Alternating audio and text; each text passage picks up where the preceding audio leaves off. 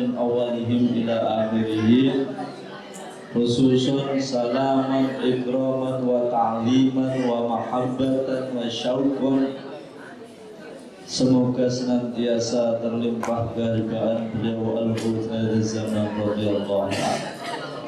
Moga beliau yang tersebut di atas senantiasa mencurahkan syafaat tarbiyah, barokah karomah nadrohnya kepada kita bersama, sehingga acara pada kesempatan kali ini betul-betul diterima di sisi Allah dan diridhoi Allah, membuahkan manfaat yang sebesar-besarnya, khususnya bagi diri pribadi kita, bagi keluarga kita, kelompok kita, dan umat masyarakat jami'al alamin. Amin amin ya rabbal alamin. Santriwan, santriwati serta asrama Ramadan Wahidiyah yang kami hormati, sebelum kita melanjutkan kajian pada pagi hari ini, terlebih dahulu tidak henti-hentinya kami mengingatkan untuk mengawali segala aktivitas dengan niat yang setepat-tepatnya. Maka mari kita niat bersama-sama. Saya dahulu, kalian yang menirukan. Al-Fatihah.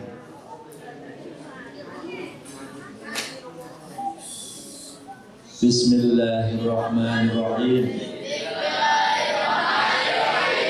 Nawaitu thalabal ilmi fardhan lillahi ta'ala. Saya niat mencari ilmu semata-mata ibadah kepada Allah, itba' Rasulullah dan Hudhar zaman dari Kanjeng Romo Kiai radhiyallahu anhu. Saya niat belajar untuk berbakti kepada kedua orang tua, untuk mensyukuri nikmat akal, nikmat kesehatan dan kesempatan. Saya niat belajar untuk menghilangkan kebutuhan diri sendiri dan kebutuhan orang lain.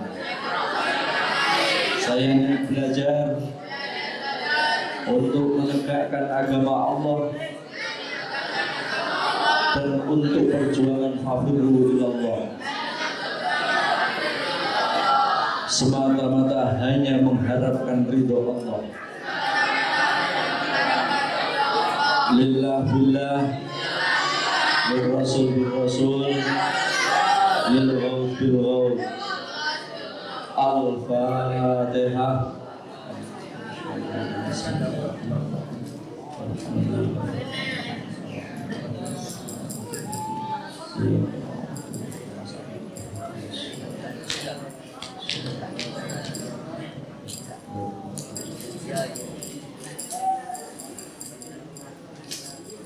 Kita buka halaman 55. Halaman 55.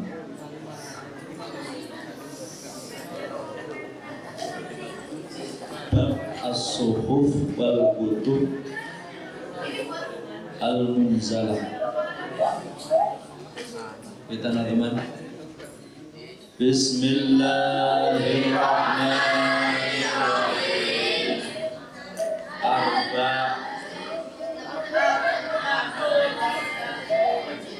Lagunya gimana?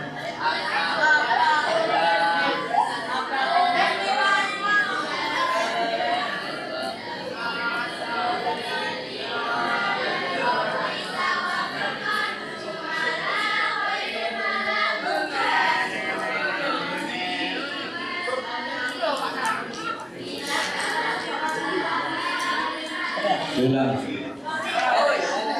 Arba'atun min kutubin tafsiruha Tauratun Musa bil huda tanziluha Zaburul Dawuda wa Injilu ala Isa wa Qur'anu ala khairil manam wa suhuful khalili wal kalimi fiha kalamul hakamil alimi arba'atun min kutubin tafsiluha Tauratu Musa bil huda tanziluha Zabur Dawuda wa Injilu ala Isa wa Qur'anu ala khairil mala wa suhuful khalili wal kalimi fiha kalamul hakamil alimi. Masih kurang kompak yang putra? Buka. Halaman 55. Ini kalau nggak kompak sudah ada mulai. Kompak terus.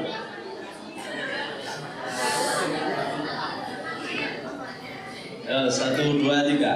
Arba'atun min kutubin tafsiluha Tauratun Musa bil huda tanziluha Zabur Dawuda wa Injilu ala Isa wa Qur'anu ala khairil manam wa suhuful khalili wal kalimi fiha kalamul hakamil alimi arba'atun min kutubin tafsiluha Tauratun Musa bil huda tanziluha Zabur Dawuda wa Injilu ala Isa wa Qur'anu ala khairil manam wa suhuful khalili wal kalimi fiha kalamul hakamil alimi. Bismillahirrahmanirrahim. As-suhufu utawi iki iku bab nerangake piro-piro lembaran. As-suhufu utawi iki iku bab nerangake piro-piro lembaran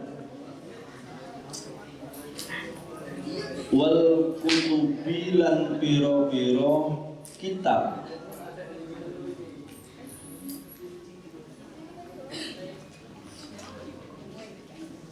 Al-munzalati kang diturunake diturunkan al-munzalati kang diturunake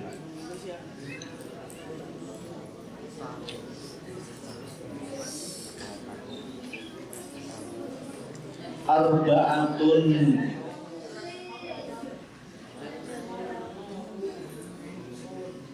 iku ana papat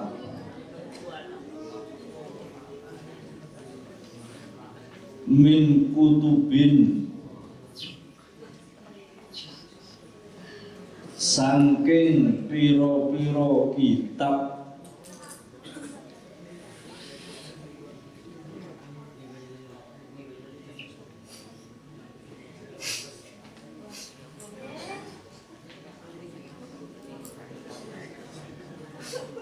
tafsiluha utawi perinciane kitab. Tafsiruha utawi perinciane kitab utawa penjelasane kitab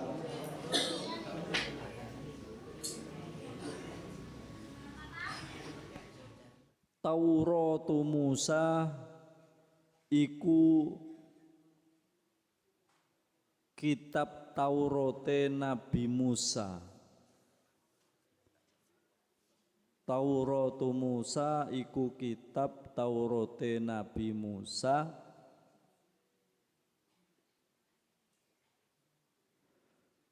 bil huda iku kelawan dadi petunjuk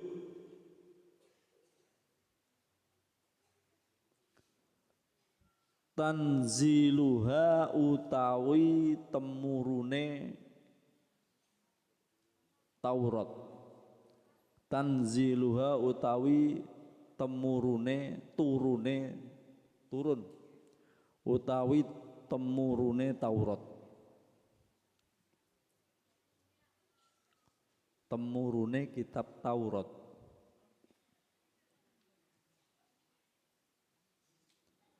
Zabur Dawuda nuli kitab Zabure Nabi Dawud. Nuli kitab Zabure Nabi Dawud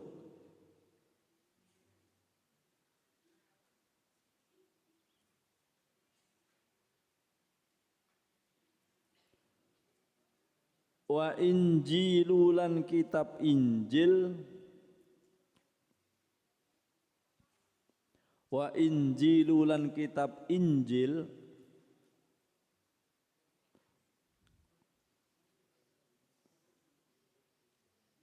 ala Isa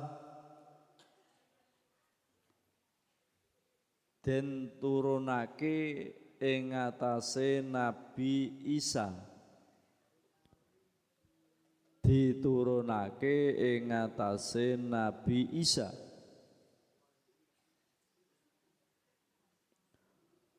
Wa Furqanu lan kitab Al-Qur'an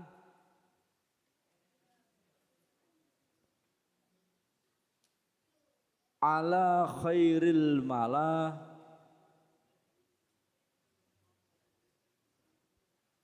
diturunake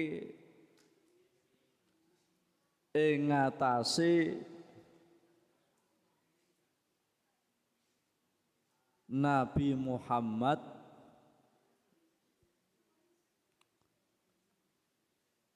sak bagus-baguse Nabi Muhammad sak bagus-baguse gulungan ala khairil mala den turunake ing atase Nabi Muhammad sak bagus-baguse gulungan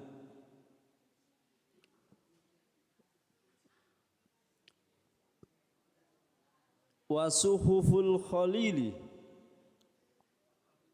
lan lembaran-lembarane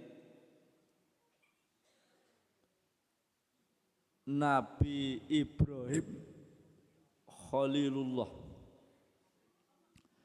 lan lembaran-lembaran kang diturunake maring Nabi Ibrahim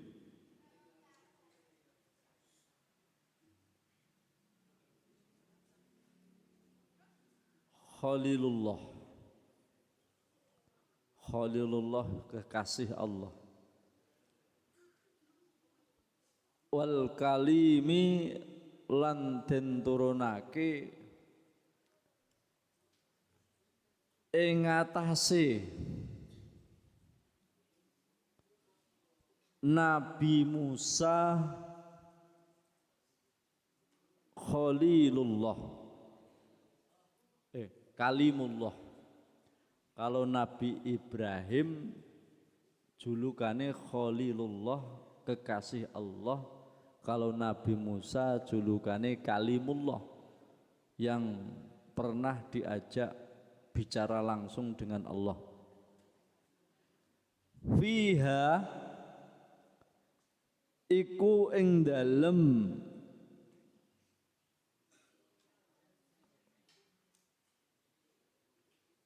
suhuf fiha iku ing dalem suhuf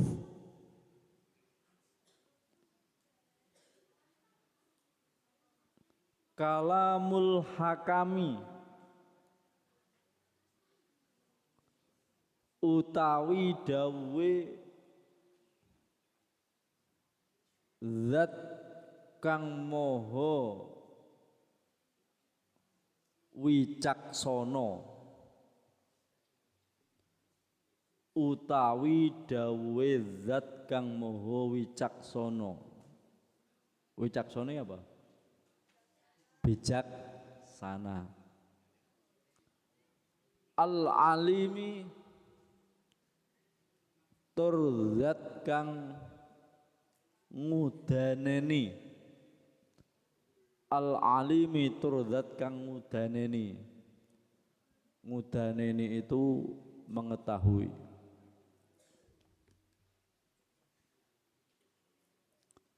Wallahu a'lam. Wallahu a'lam.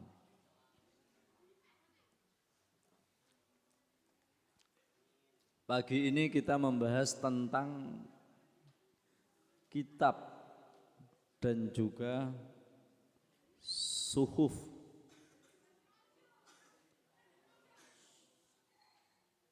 Kemarin telah kita bahas tentang rukun iman. Iman yang pertama, iman kepada Allah. Iman kedua kepada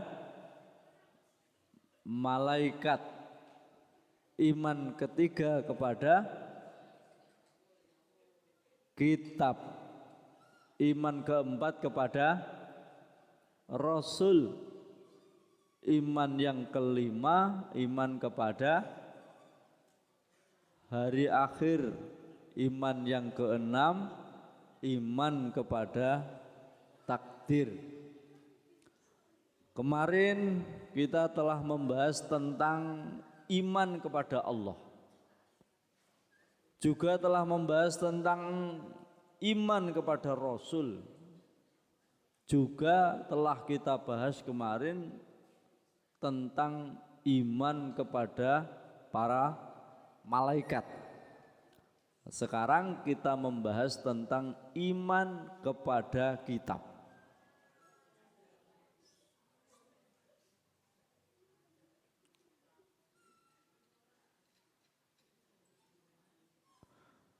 Rasulullah Shallallahu Alaihi Wasallam ketika disebut Rasulullah itu supaya bersolawat. Kanjeng Nabi dawuh sak bakhil-bakhile wong, sak pelit-pelite wong itu ketika disebut asma Rasulullah dia tidak mau bersolawat. Maka setiap kita mendengar nama Rasulullah supaya kita bersolawat, supaya enggak dikatakan oleh Rasulullah bakhil. Ya.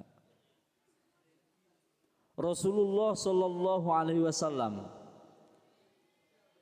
Allahumma salli alaihi gitu ya. Allahumma salli ala Muhammad. Rasulullah Sallallahu Alaihi Wasallam pernah dawuh, taroktu fikum amroini, wahai umatku, aku tinggalkan untuk kalian dua perkara. Aku tinggalkan kepada kalian dua wasiat, dua pusaka, dua tongkat. Lan tadillu ma tamassaktum bihima. Selama kamu berpegang pada keduanya, selama kamu mengikuti kedua perkara itu, selama kamu memegang dua pusaka itu, maka kalian tidak akan tersesat selamanya. Apa itu? Kitaballahi wa sunnati, yakni kitab Allah dan sunnahku, kata beliau Nabi. Jadi manusia modele seperti apapun, entah itu dia berkulit hitam, berkulit putih, orang Amerika, Afrika, Jawa, Cina, orang yang bentuknya sempurna maupun bentuknya cacat, asal dia berpegang pada kedua perkara ini, maka dalam kehidupan di dunia hingga akhirat dia tidak akan tersesat. Dua perkara itu adalah kitab Allah dan sunnah Rasulullah. Selama orang itu mengikuti ajaran dalam kitab Allah dan mengikuti ajaran-ajaran Rasulullah, maka dia tidak akan sesat. Maka kriteria orang dikatakan sesat ataukah tidak, itu adalah dia mengikuti Al-Quran dan hadis Rasulullah ataukah tidak. Meskipun orang itu kelakuannya bagus secara sosial, meskipun peran manusia itu hebat,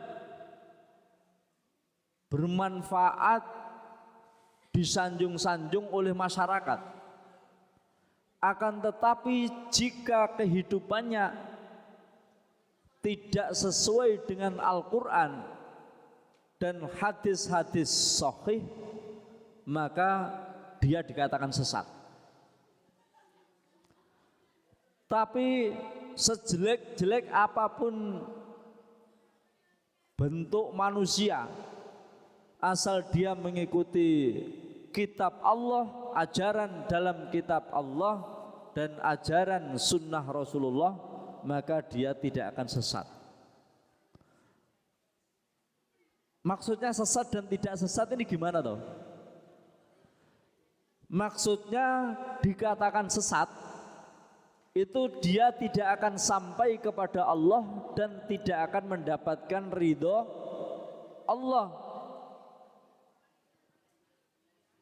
Maka orang yang sesat atau golongan yang sesat adalah golongan atau orang yang tidak sampai kepada Allah dan tidak mencapai ridho Allah.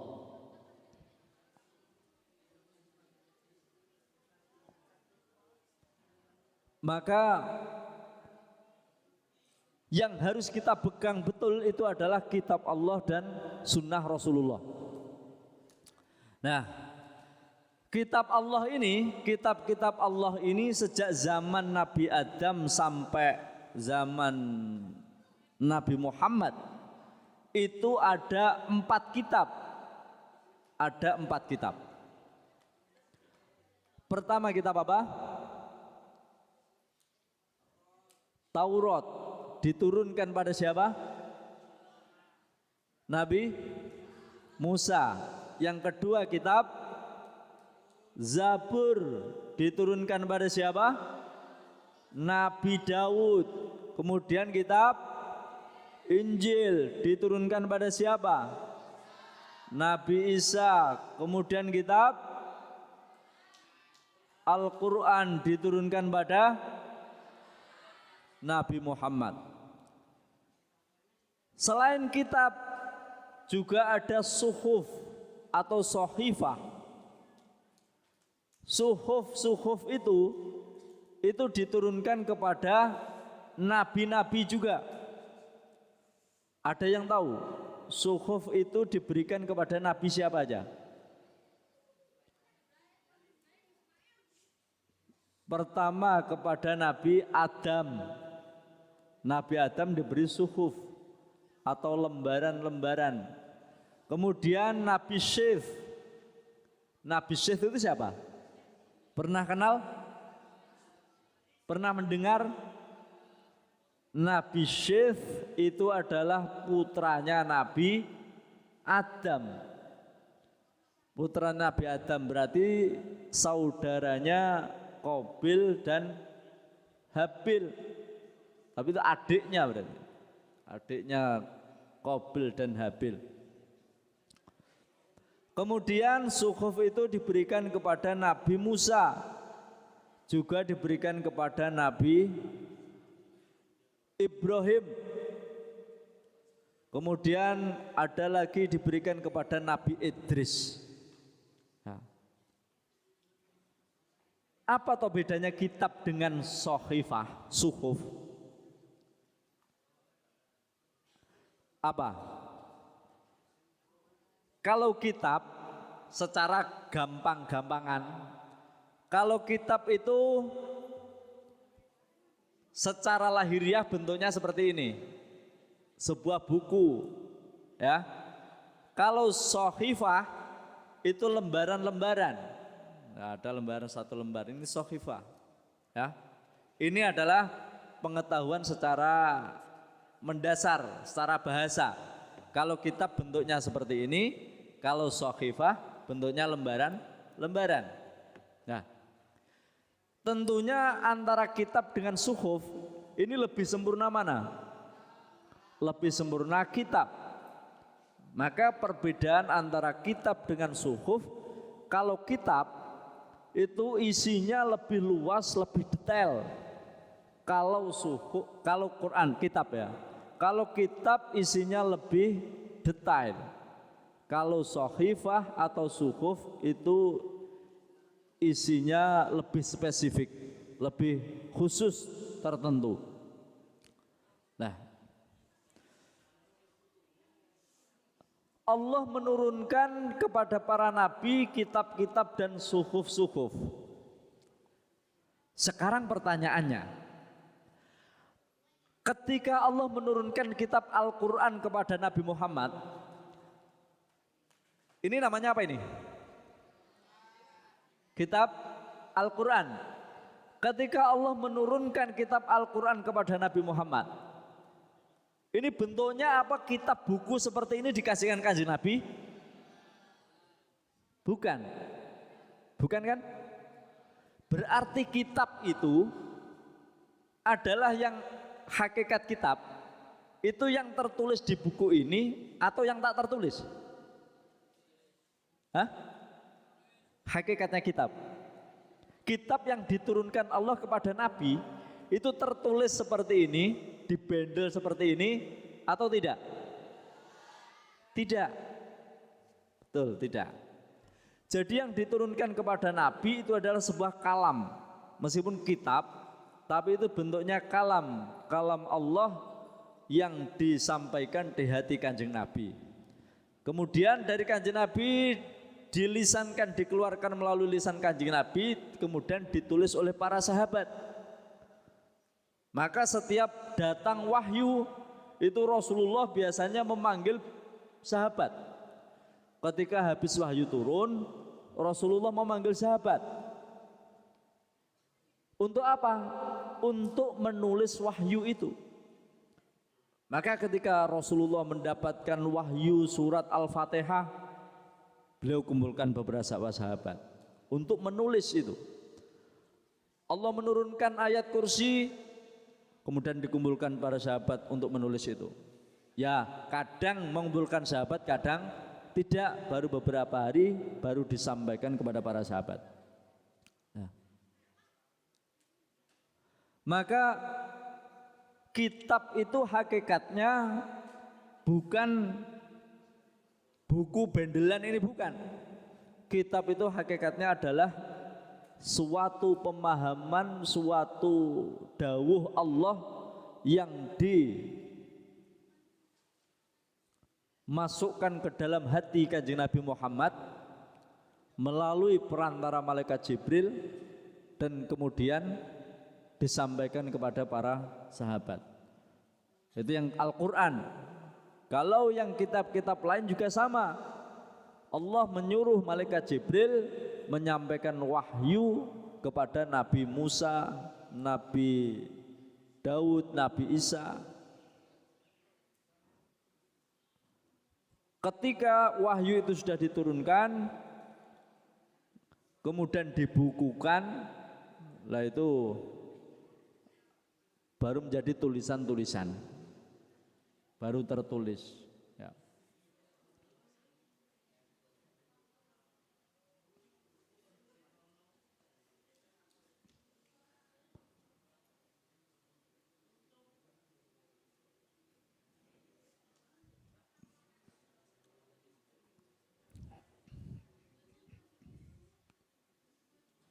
Kitab, mempercayai kitab itu maksudnya bagaimana? Mempercayai adanya kitab itu maksudnya bagaimana? Mengimani kitab itu maksudnya adalah membenarkan bahwa hal-hal yang tertulis dalam kitab itu adalah dari Allah. Pertama, ya, mengimani kitab itu maksudnya adalah pertama, dia harus meyakini bahwa isi yang ada dalam kitab tersebut itu adalah dari Allah melalui beliau Rasulullah atau melalui nabi-nabi yang lain. Kemudian tidak hanya itu, tidak hanya cukup mempercayai, tapi juga harus membaca kitab itu. Maka jika kita iman kepada kitab Al-Quran, pertama kita harus percaya bahwa kitab ini asalnya dari Allah isinya. Kemudian diturunkan kepada beliau Rasulullah. Kemudian selanjutnya cara mengimani, merealisasikan iman kita adalah kita membaca kitab Al-Quran ini. Setelah kita membaca, selanjutnya kita harus memahami isi kandungan dalam kitab. Setelah memahami isi kandungan dalam kitab, kemudian mengamalkan atau menjalankan isi kitab. Setelah menjalankan isi kitab, kita menyampaikan kepada orang lain. Catat saya, catat. Ya. Penting. Di antara cara mengimani kitab, tulis. Di antara cara mengimani kitab, satu,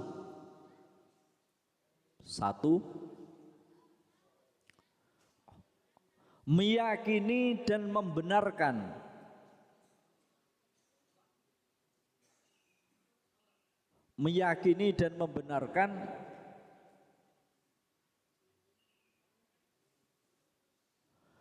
bahwa kitab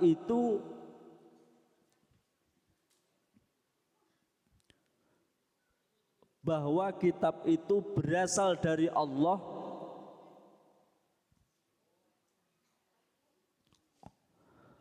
melalui Rasulnya.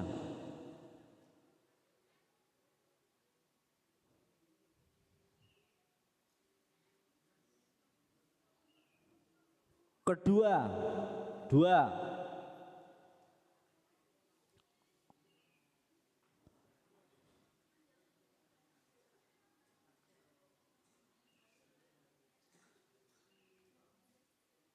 senantiasa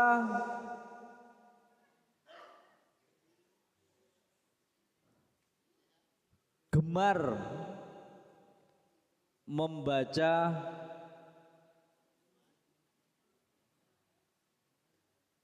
kitab, senantiasa gemar membaca kitab.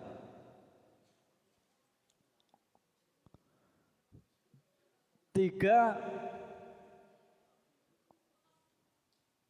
memahami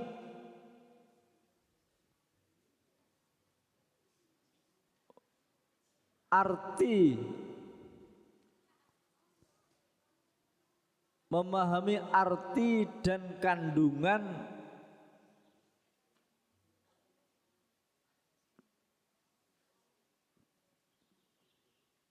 isi kitab.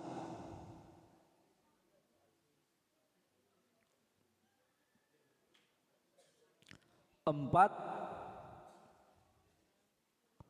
mengamalkan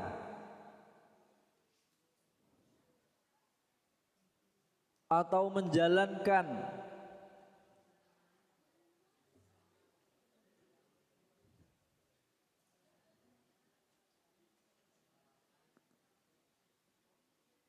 isi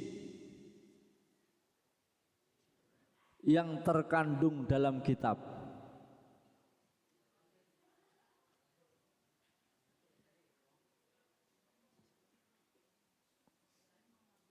Lima,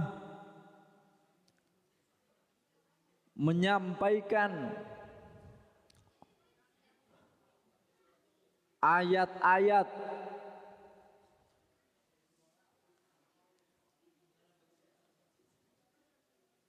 maupun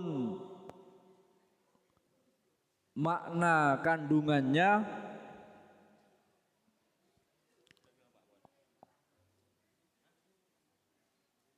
kepada orang lain.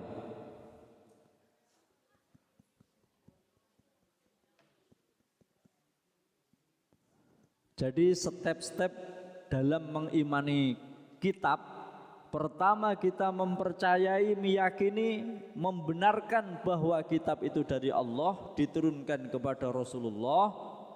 Kemudian kita berusaha sebanyak mungkin membaca kitab tersebut, membaca Al-Quran.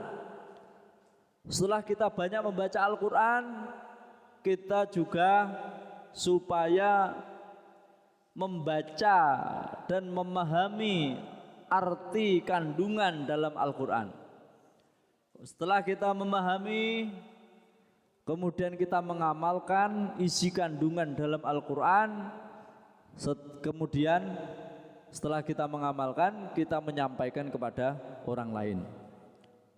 Jika kita bisa menjalankan itu, maka bisa dikatakan iman kita kepada Al-Quran itu sempurna. Tapi kalau kita hanya sebatas mempercayai kitab ini, Al-Quran itu, jika kita ditanya misalnya, kitab Al-Quran itu dari siapa? Dari siapa? Allah. Kitab Zabur dari siapa? Allah. Kita percaya, akan tetapi kita enggak pernah baca. Itu ya kurang sempurna imannya. Atau kita sudah membaca, kita juga percaya, tapi kita enggak paham maksudnya, itu juga belum sempurna imannya. Atau kita sudah mempercaya itu dari Allah, kita juga sudah sering membaca Al-Quran, kita juga sudah sering memahami makna-maknanya Al-Quran, akan tetapi kita tidak menjalankan hukum-hukum yang ada dalam Al-Quran, berarti iman kita juga belum sempurna. Atau kita juga sudah mengamalkan, akan tetapi kita enggak mau menyampaikan kepada umat, itu juga belum sempurna imannya. Maka dawuh Kanjeng Nabi sallallahu alaihi wasallam, ballighu anni walau, ada yang hafal? Ballighu anni walau ayah, sampaikan dariku meski hanya satu ayat. Nah, orang kalau beriman kepada Al-Quran, itu juga termasuk ciri-ciri orang yang bertakwa. Coba saya tanya, orang yang paling mulia di sisi Allah itu orang yang bagaimana? Hah? Orang yang paling mulia di sisi Allah itu orangnya bagaimana? Apakah orang yang paling alim? Apa orang paling kaya? Apa orang yang paling sakti? Tidak, tapi orang yang paling mulia di sisi Allah itu adalah orang yang paling bertakwa, yang paling takwa. Ada yang hafal? Inna akramakum indallahi. Coba lagi. 1, 2, 3. Inna akramakum indallahi atqakum. Orang yang paling mulia di sisi Allah itu adalah orang yang paling bertakwa. Nah, terus ciri-ciri wong takwa itu gimana? Ciri-ciri orang yang bertakwa itu ada 5 ciri-ciri utama orang yang bertakwa. Ada 5 ciri-ciri utama orang yang bertakwa. Sebagaimana dalam Al-Quran surat Al-Baqarah awal, di situ dijelaskan. Wis hafal kabeh apa belum? Nah, karena ini juga dipakai tahlil. Ya, coba mari baca bersama-sama surat Al-Baqarah awal. Ini adalah menjelaskan tentang kitab dan menjelaskan tentang ciri-ciri orang yang bertakwa. Orang yang bertakwa adalah orang yang paling mulia di sisi Allah. Ya, mari kita ngaji sama-sama bareng. Sing ngantuk bangunkan, tidur. Turu dong ledak tangi. Tak panggilkan keamanan nanti dan digepuk ya.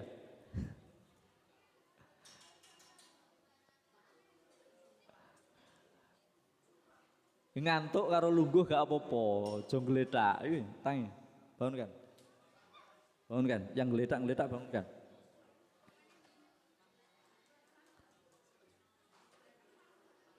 Turu sing sopan saat ngaji ya. Maksudnya saat ngaji turu sing sopan piye? Karo lungguh. Meskipun turu tapi karo lungguh sopan. Aja geledak ngono kuwi. Jadi di syuting live streaming dong geletak ya, bangun kan yang geletak.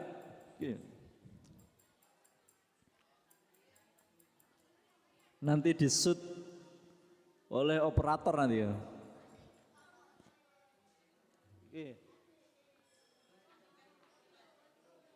Duduk. Nah, duduk, ngantuk karo lungguh gak apa-apa. Tapi jangan geletak. Jangan dibiarkan temannya, sampingnya itu.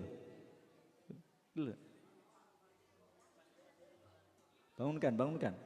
Kon lungguh, suruh duduk. Nah. Yuk kita ngaji bareng-bareng. Jadi Allah menurunkan kitab. Tadi ada 4 kitab utama. Dan di samping itu ada suhuf atau sohifah. Tapi seluruh kandungan yang ada dalam kitab-kitab terdahulu itu juga terangkum dalam Al-Quran. Maka kitab yang paling lengkap itu adalah Al-Quran. Kitab yang paling lengkap itu adalah Al-Quran. Tapi meskipun begitu, kita jangan mengatakan kitab selain Al-Quran tidak lengkap. Selain Al-Quran, baik Taurat maupun Injil itu lengkap tapi di zamannya. Nah kalau Al-Quran itu lengkap di sepanjang zaman. Sejak turunnya Al-Quran sampai akhir zaman itu tetap relevan. Tapi kalau kitab Taurat itu sudah tidak relevan di masa Nabi Isa, sehingga turunlah kitab Injil. Kitab Injil memang relevan dan sempurna di masanya, tapi ketika masa Kanjeng Nabi SAW sudah kurang relevan sehingga disempurnakan dengan Al-Quran. Al-Quran ini sampai akhir zaman itu merupakan kitab yang paling sempurna, relevan, bisa untuk pedoman sepanjang masa. Tabarukan kita ngalap berkah dengan Al-Quran, maka kita ngaji awal surat Al-Baqarah. Jadi surat yang pertama itu surat Al-Fatihah, surat yang kedua surat Al-Baqarah. Nah, Ayat 5 ayat ini, 5 ayat awal ini merupakan ayat yang sangat penting. Ayat yang sangat penting. Kita harus menghafalnya, kita harus memahaminya, dan kita harus mengamalkannya. Mari ngaji. A'udzu billahi minasy syaithanir rajim. Bismillahirrahmanirrahim. Ya.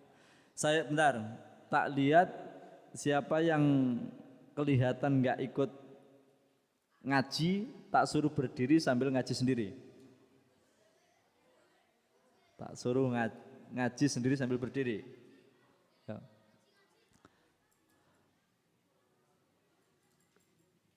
Kita ulang.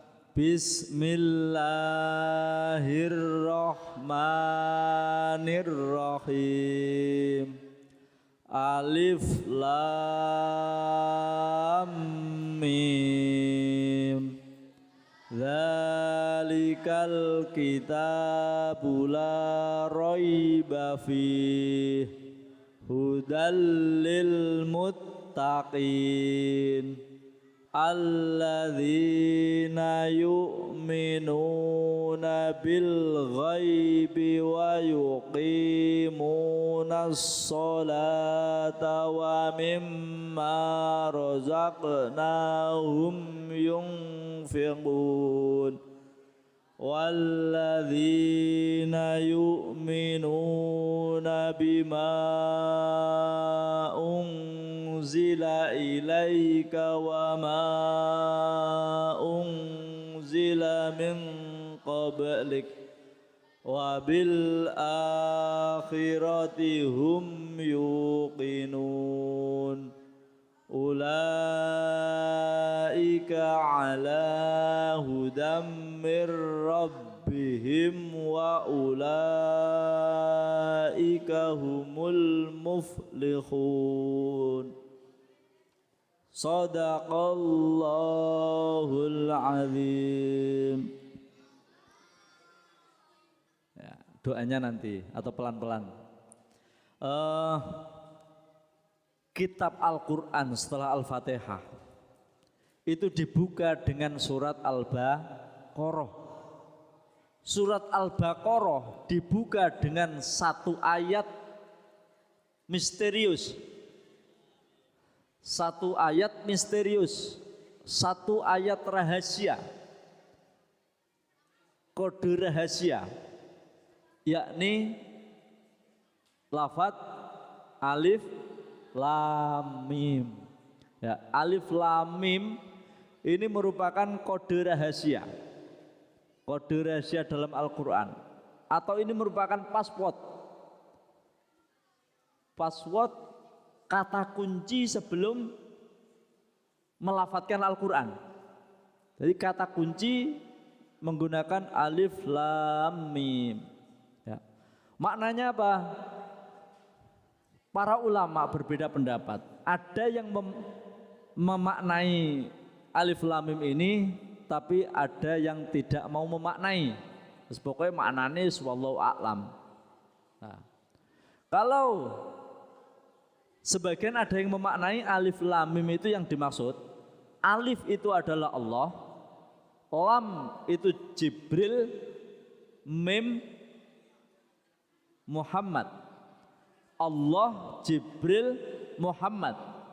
Maka Al-Quran itu diturunkan dari Allah melalui malaikat Jibril kepada Kanjeng Nabi Muhammad. Maka kata alif lam mim ini jika mengacu pada pemahaman ini, itu adalah kitab itu berasal dari Allah, kemudian melalui malaikat Jibril, dibawa malaikat Jibril disampaikan kepada Kanjeng Nabi Muhammad. Alif A Allah, lam Jibril, lam terakhir itu Jibril, lam, terus mim Muhammad. Ya. Atau kita bisa memaknai yang lain. Kita bisa memaknai yang lain. Keluarnya huruf Ini dari segi huruf, dari segi makhraj. Keluarnya huruf itu pertama dari mana? Keluarnya suara. Keluarnya suara pertama dari dada, kemudian tenggorokan, kemudian langit-langit, mulut, kemudian bibir. Betul? Suara itu keluar mulai dari dada atau tenggorokan, dada, tenggorokan, langit-langit, mulut, kemudian ke bibir. Nah, alif lam mim A ini makhrajnya di mana? A. Makhrajnya di pangkal tenggorokan. A. Kemudian lam, la. La ini makhrajnya di mana? Dicetak langit-langit mulut kita. La, pertengahan. Terus mim, mim di mana? Di bibir. Berarti alama. Mulai dari dada, tenggorokan, lam, langit-langit, terus mimnya bibir. Nah, makhraj 28 huruf hijaiyah. Ini semuanya itu makhraj itu hanya secara garis besar ada 3 tempat, yakni tenggorokan, mulut, bibir. Berarti alif itu mewakili huruf-huruf yang dari tenggorokan, kemudian lam mewakili huruf-huruf yang di tengah, di mulut, dan mim mewakili huruf yang di bibir. Nah, saudara-saudaranya alif ini siapa ya? Pak Alif. Saudara-saudaranya Pak Alif itu ada ain, ghain, ha, kho, ha. Saudara-saudaranya lam, lam, ro, da, sa, dan lain sebagainya. Saudara-saudaranya mim, yang bibir mim, ba, fa, dan lain sebagainya. Maka alif lam mim itu merupakan kode rahasia atau paspor untuk membuka Al-Quran. Setelah terbuka, ibaratnya kunci sudah buka cekrek, terbukalah.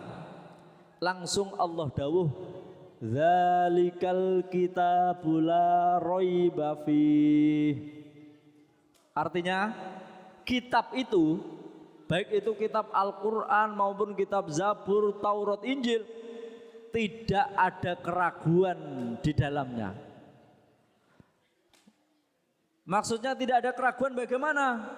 Maksudnya adalah kitab yang dari Allah itu, entah itu Quran, Injil, Taurat, semuanya itu pasti benar. Tidak diragukan, pasti benar. La raiba fih, tidak ada keraguan di dalamnya. Terus fungsinya kitab itu untuk apa toh? Tadi kita telah membahas tentang kitab. Fungsi tujuannya kitab itu untuk apa? Kitab itu adalah sebagai petunjuk, hudan lil muttaqin, sebagai petunjuk bagi orang-orang yang bertakwa. Lah petunjuk itu ada yang langsung ke dalam hati, ada yang melalui panca indera. Petunjuk yang langsung ke dalam hati, kalau Nabi disebut wahyu, kalau selain Nabi disebut apa? Ilham atau insting. Itu petunjuk dalam hati. Ada yang petunjuk melalui lahiriah, yakni petunjuk yang kita dapat dari mendengar, petunjuk dari kita melihat, petunjuk dari kita merasakan, petunjuk dari kita mendengar, melihat, merasakan, itu terjadi, kemudian masuklah petunjuk. Nah, Karena Al-Quran fungsi utamanya itu adalah sebagai petunjuk bagi orang-orang yang bertakwa, maka orang yang membaca Al-Quran dia akan mendapat petunjuk. Orang yang memahami kitab atau Al-Quran dia akan mendapat petunjuk. Karena itu sebagai petunjuk.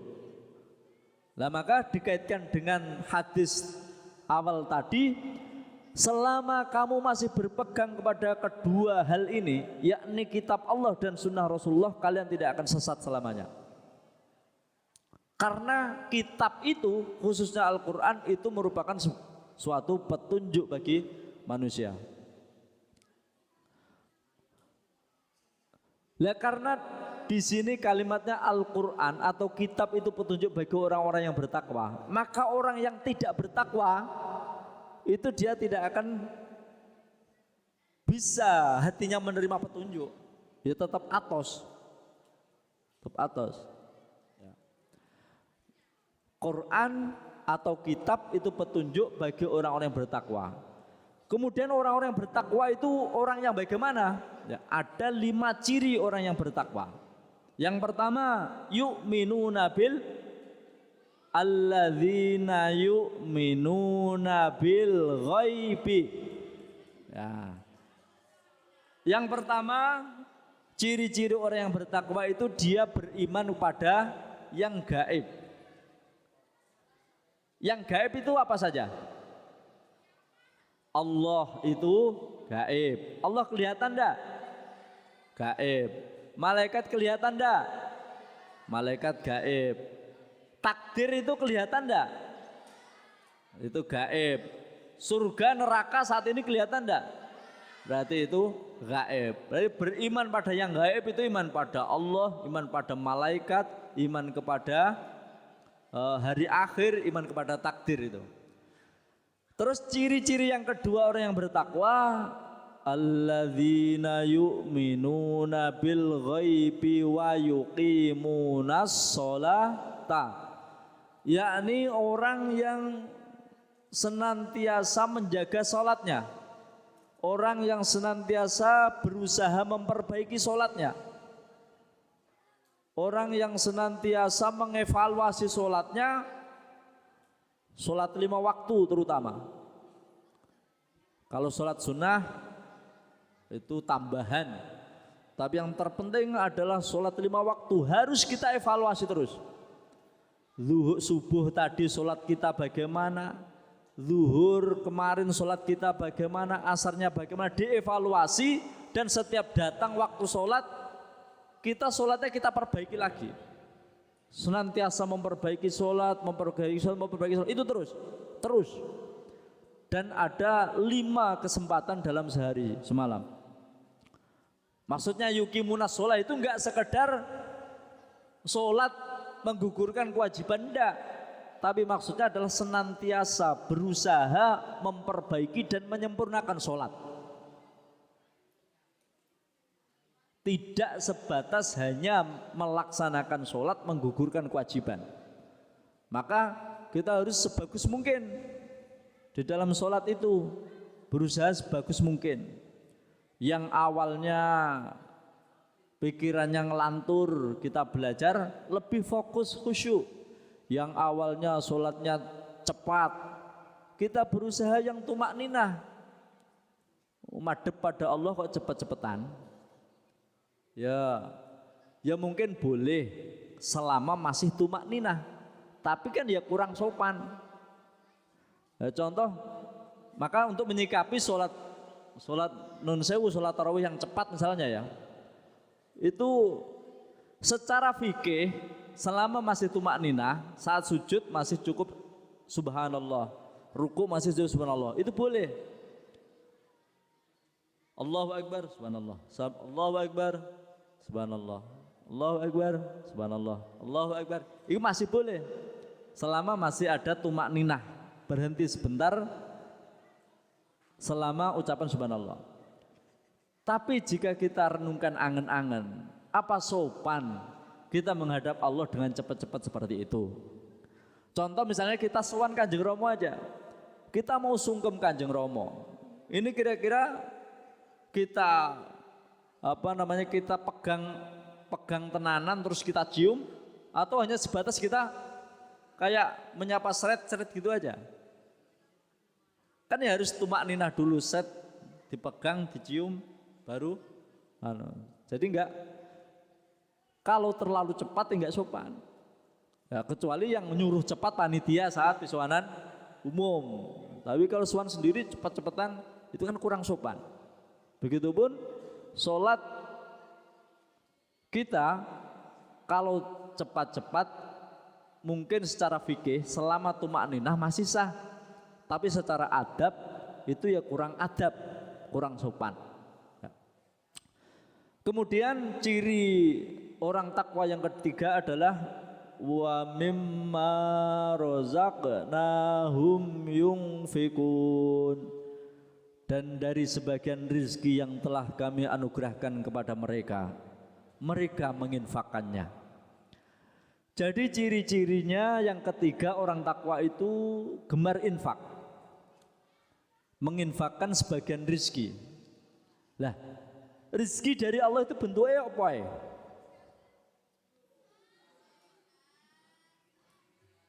Kita mendapatkan uang itu rezeki, mendapatkan makanan juga rezeki, itu rezeki materi. Jadi ada rezeki materi, ada rezeki non materi. Kalau rezeki materi itu seperti uang, makanan, barang dan lain sebagainya. Itu sebagian harus kita infakkan. Juga ada rezeki yang lain, seperti kita mendapatkan ilmu. Ilmu itu rezeki enggak? Kesehatan itu rezeki enggak? Kebahagiaan itu rezeki enggak? Rezeki. Piye cara menginfakkan ilmu? Yakni kita ajarkan pada orang lain. Bagaimana kita menginfakkan rezeki tenaga, kesehatan? Kita membantu orang lain. Bagaimana caranya kita menginfakkan rezeki yang berbentuk kebahagiaan? Gimana?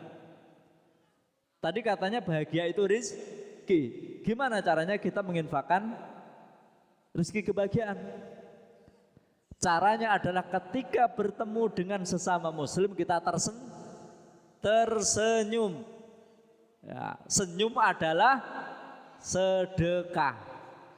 Maka jika kita nggak punya uang, senyum saja itu sudah sedekah. Itu karena kita menginfakkan kebahagiaan. Wong senyum itu tondone susah apa senang? Senang. Maka ketika kita senang, kita tersenyum. Maka ketika kita bertemu orang lain kita tersenyum, kira-kira yang kita sapa sambil tersenyum, ikut tersenyum enggak? Ikut tersenyum. Nah, mereka ikut gembira. Nah, kemudian ciri-ciri orang takwa selanjutnya adalah walladzina yu'minuna bima unzila ilaika wa ma unzila min qablik, yaitu orang-orang yang beriman, meyakini, membenarkan kitab yang telah diturunkan kepadamu wahai Muhammad dan kepada nabi-nabi sebelum kamu. Nah, ini nyambung dengan pembahasan ini, yakni iman pada kitab. Wabil akhiratihum yuqinun, mereka meyakini adanya akhirat. Ciri-ciri takwa yang kelima adalah yakin adanya akhirat, adanya surga, adanya neraka, adanya padang mahsyar dan lain sebagainya. Nah, wong sing takwa yakni yang tadi iman pada yang gaib, yang senantiasa memperbaiki sholat, yang gemar berinfak, yang beriman pada kitab, yang yakin pada akhirat, mereka itulah ulaika humul muflihun, ulaika ala hudam mir rabbihim wa ulaika humul muflihun. Orang takwa yang menjalankan 5 hal tadi, dia akan senantiasa mendapatkan petunjuk dari Allah Subhanahu wa taala. Ala hudan min rabbihim, senantiasa diberi petunjuk dalam kehidupannya. Wa ulaika humul muflihun, dan mereka itulah orang-orang yang sukses. Maka ini yang harus benar-benar kita tancapkan dalam pemahaman kita masing-masing. Ya, sukses menurut Al-Quran dengan sukses menurut pemahaman yang kita pahami selama ini beda ternyata. Kalau menurut pemahaman umum yang dikatakan sukses itu adalah orang yang punya jabatan, yang terkenal, yang kaya. Betul. Itu menurut orang-orang umum. Itu adalah definisi sejak zaman Fir'aun dan Qarun. Itu adalah definisi sejak zaman Namrud. Sejak zaman Fir'aun itu yang dikatakan sukses, kata Fir'aun dan kawan-kawan, itu adalah orang yang jabatannya tinggi, kaya, tenar, dan lain sebagainya. Tapi Al-Quran dan para nabi memberikan definisi sukses tidak seperti itu. Sukses menurut Al-Quran, orang yang paling sukses menurut Al-Quran, orang yang paling sukses menurut para nabi, orang yang paling sukses menurut Allah Subhanahu wa Ta'ala, itu adalah orang yang paling bertakwa. Maka jika dikatakan sukses itu apa? Sukses itu adalah takwa hakikatnya. Maka sehebat apapun orang memiliki dunia tapi tidak takwa, dia adalah orang yang gagal total. Ketika mati dia gagal total. Tapi orang yang bertakwa meskipun dalam kehidupannya hanya biasa-biasa saja, pas-pasan, tapi ketika dia mati dia nanti akan mendapatkan hadiah dari Allah Subhanahu wa Ta'ala, akan diangkat derajatnya di sisi Allah di derajat yang paling tinggi. Dan ciri-ciri orang yang takwa tadi ada 5 itu. Maka ayat awal Al-Baqarah ini betul-betul kita jadikan pegangan. Jika ini kita jadikan pegangan, kita tidak akan sesat selamanya. Ya, apalkan, pahami, amalkan ayat-ayat awal surat Al-Baqarah ini, karena ini petunjuk yang sangat-sangat penting sekali. Al-Fatihah.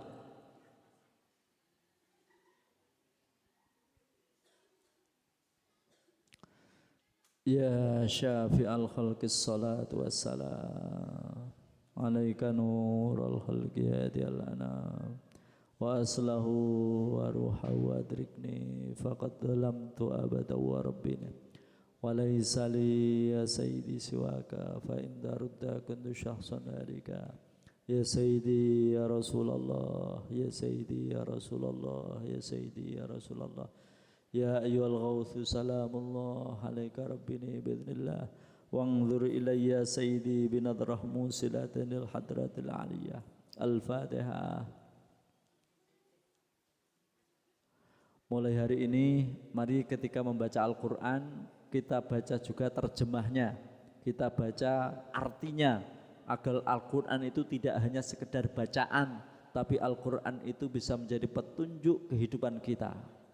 Billahi taufiq wal hidayah wa min Rasulillah sallallahu alaihi wasallam asy-syafa'a wa tarbiyah wa minal ghauth radhiyallahu an nadrah wal barakah. Wassalamu alaikum warahmatullahi wabarakatuh.